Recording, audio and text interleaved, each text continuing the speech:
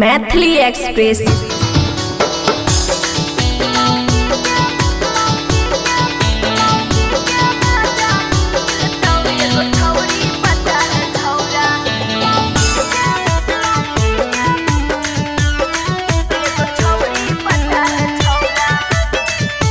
खुशी recording studio बलुआहा। छोरा लागो ही फिका कले माथा पटिका तोहर रूपबा गजब खिलतो।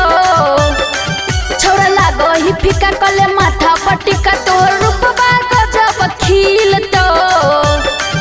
एगो छौरी पटाल छौरा मौगी के मजा मिलतो। एगो छौरी पटाल छौरा मौगी के मजा मिलतो। छोरा लागो ही फिका कले माथा पटिका तोहर रूपबा गजब खिलतो। एगो छौरी पटाल छौरा मौगी के मजा मिलतो। एगो छौरी पटाल छौरा मौगी के मजा मिलतो।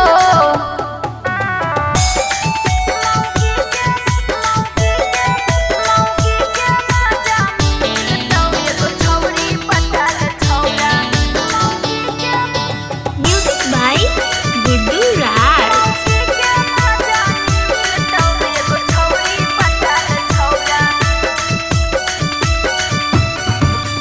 छौरा रे हाथे से बना के खाना खिलैतो। रतिया में तो हर गोरा बो दबैतो। छौरा रे हाथे से बना के खाना खिलैतो। रतियों में तो हर गोरा बो दबैतो।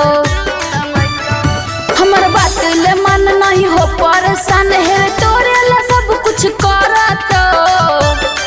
हमर बात ले मन नहीं हो परेशान है तोरे ला सब कुछ करतो।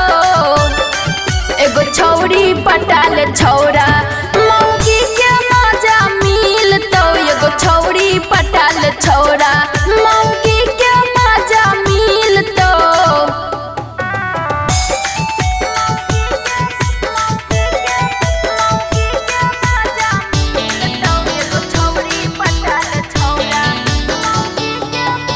म्यूजिक बाय गुड्डू राज।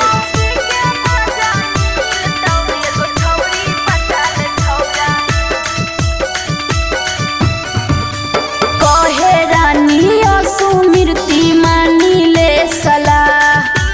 ई है लगन में यमन कले बिया। कहे रानी सुमिरती मानी ले सलाह। ई है लगन में यमन कले बिया। नहीं ते तोरे दुख दे तो खूबे उ सुख पूरा जन्म ले बादानी भाई तो। नहीं दे तोरे दुख दे तो खूबे उ सुख पूरा जन्म ले बादानी भाई तो। एगो छौरी पटाल छौरा मौगी के मजा मिलतो। एगो छौरी पटाल छौरा मौगी के मजा मिलतो।